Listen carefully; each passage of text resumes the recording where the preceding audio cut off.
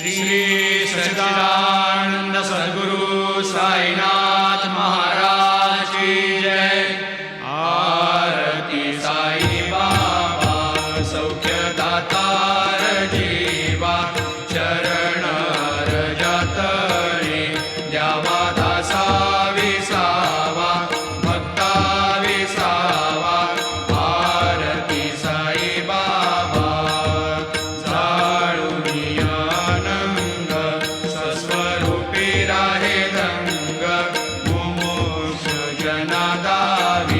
निज डोळा श्रीरंग, डोळा श्रीरंग।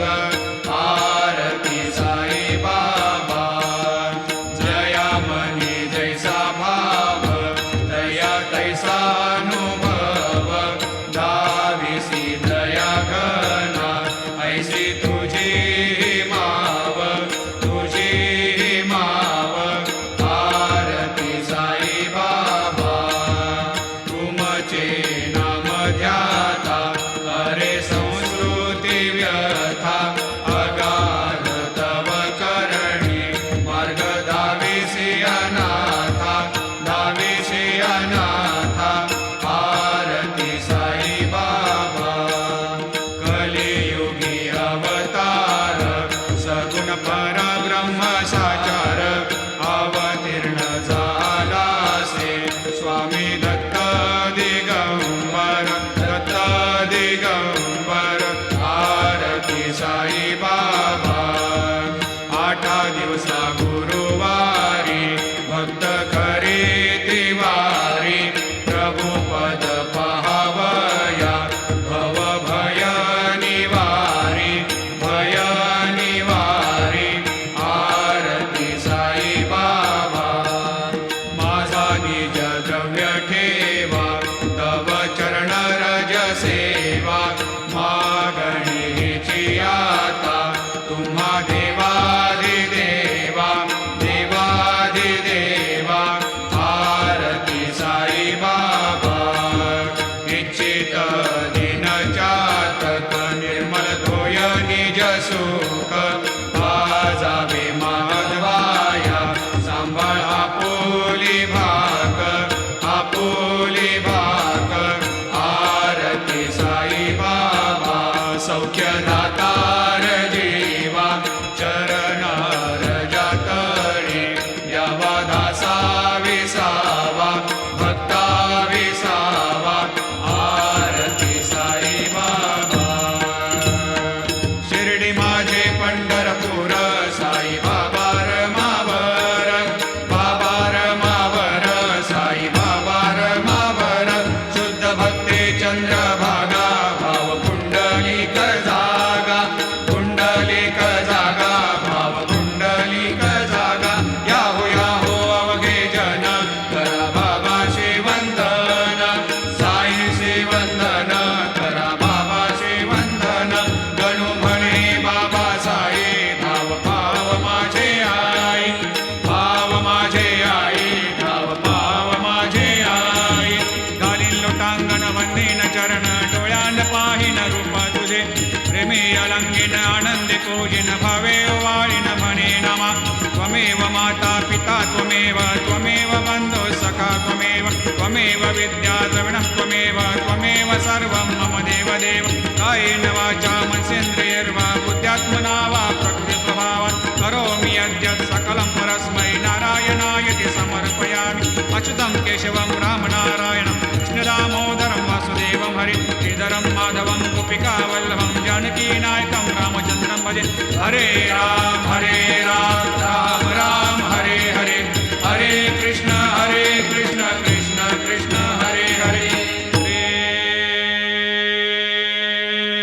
गुरुदेव दत्त अनंता तुला ते कसे रे स्तवावे, अनंता तुला ते कसे रे नमावे।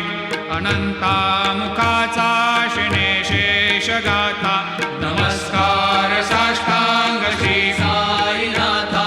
स्मरावे मनी त्वत्पदा नित्य भावे, पुरावे तरे भक्तीसाठी स्वभावे। तरावे जगातारुणी मा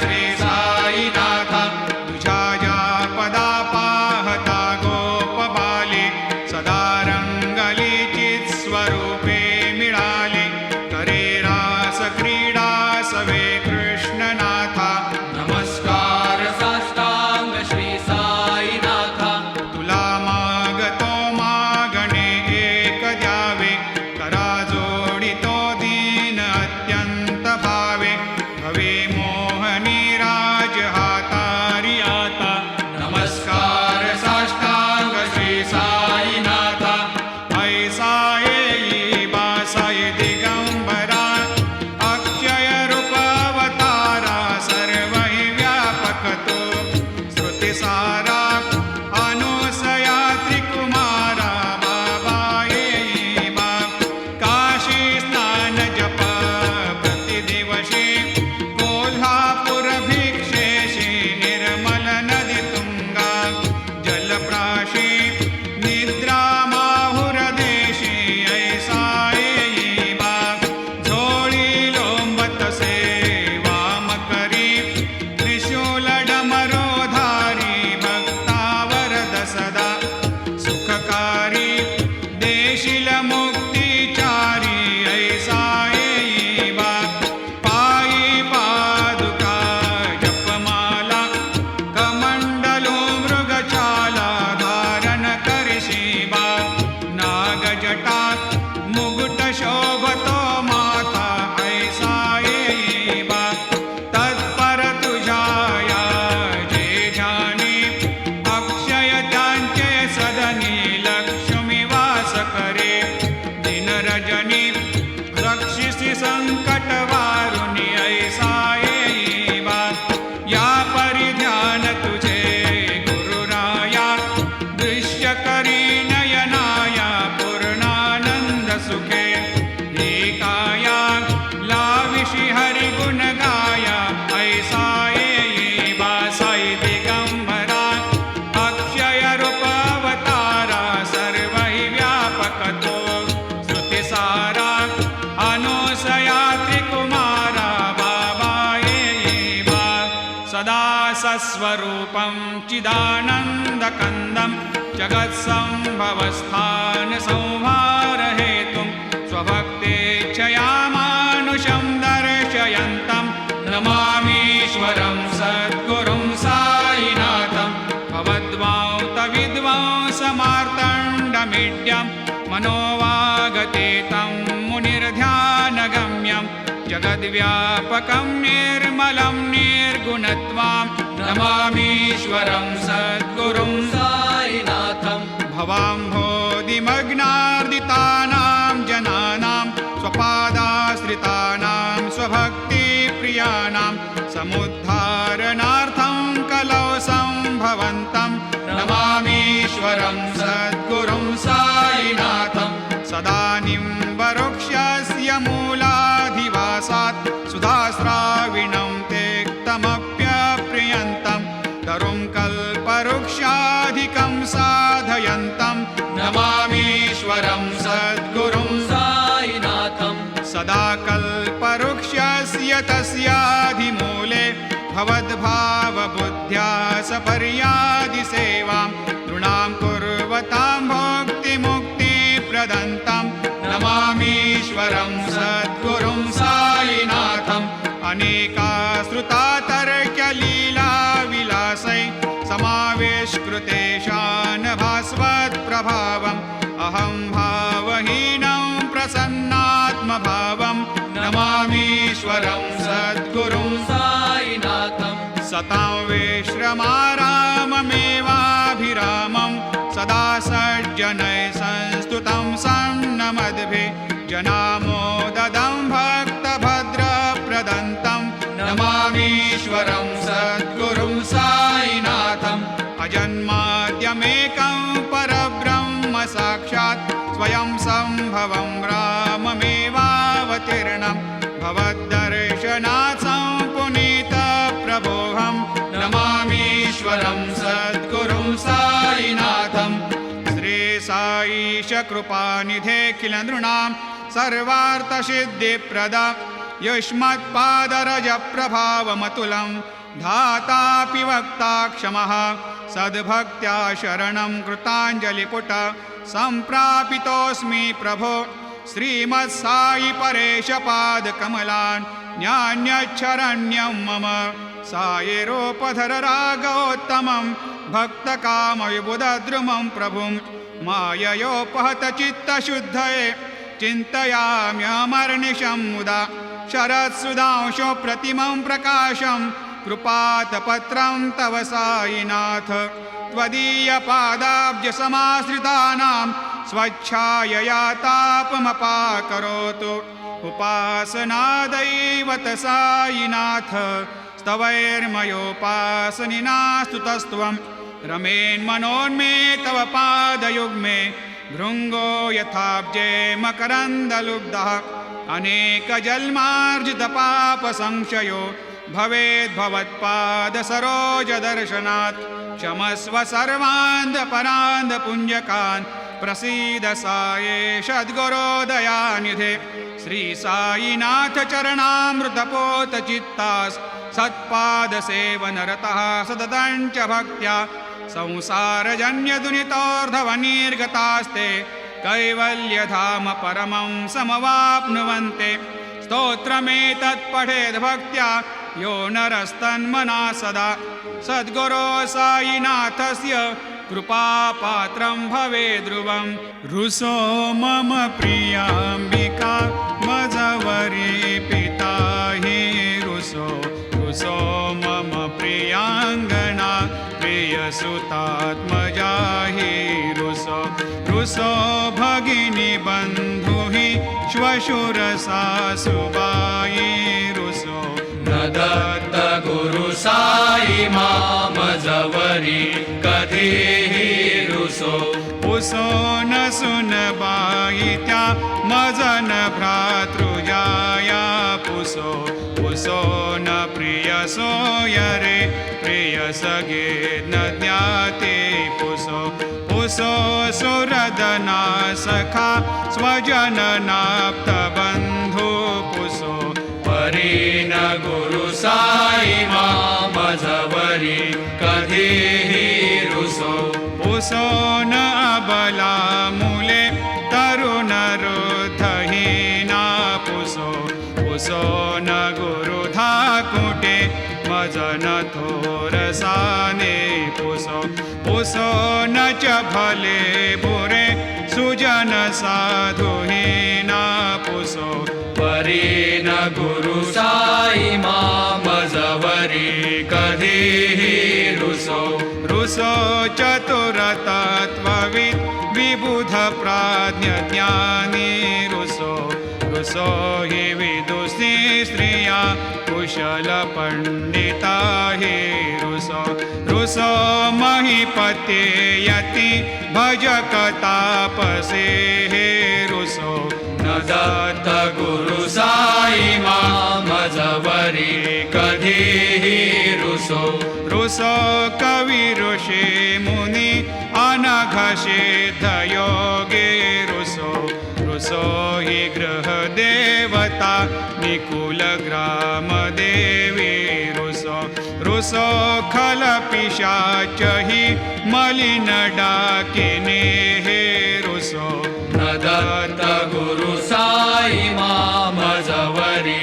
कधीहि रुसो रुसो मृगखगा कृमि अखिल जीव जन्तु रुसो रुसो विटप प्रस्तरा अचल आपगाब्धे रुसो रुसो खपवनाग्निवार अवनि पञ्चतत्त्वे रुसो न दत्त गुरु साई मामजवरी कधीहि रुसो रुसो विमल किन्नरा अमलयक्षिणे रुसो रुसो शशिखगादिः गगनितारका रुसो रुसो अमरराजहि अदय धर्मराजा रुसो न दत्त गुरु साई मामजवरी कधीहि रुसो रुसो मन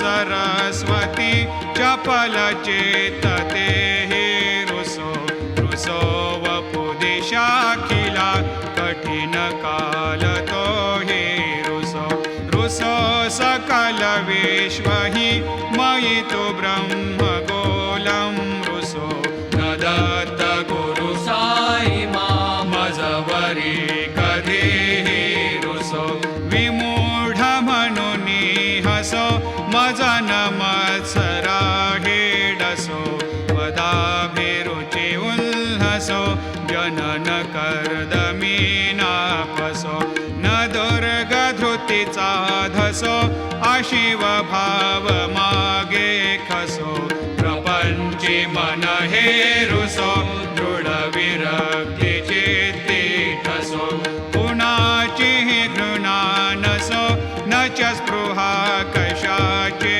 असो सदैव हृदयी वसो मनसि ध्यानि साई वसो पदी प्रणय ओरसो निखिल दृश्य बाबा दिसो न दत्त गुरु साई उपरि याचनेला रुसो हरि ओं यज्ञेन यज्ञमयजन्त देवा स्थानि धर्माणि प्रथमान्यासन्न तेहनाकं महिमान सजन्त यत्र पूर्वे साध्या सन्ति देवाः ॐ राजाधिराजाय प्रसह्य साहिने नमो वयं वै श्रवणाय कूर्महे समे कामान् कामकामाय मह्यं कामेश्वरो वै श्रवणो दधातु कुबेराय वै श्रवणाय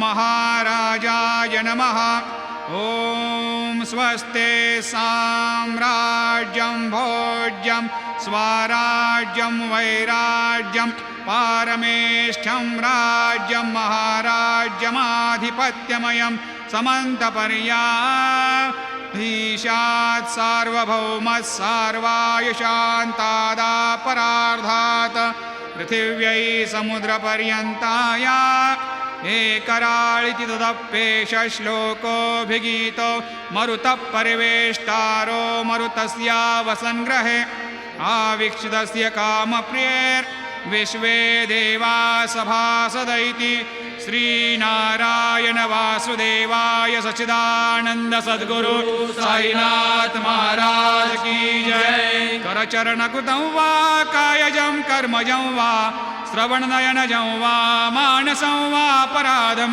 विहितमविहितं वा सर्वमेतत्क्षमस्व जय जय करुणाब्धे श्री प्रभो साईनाथ श्री सच्चिदानंद सद्गुरु साईनाथ महाराज की जय।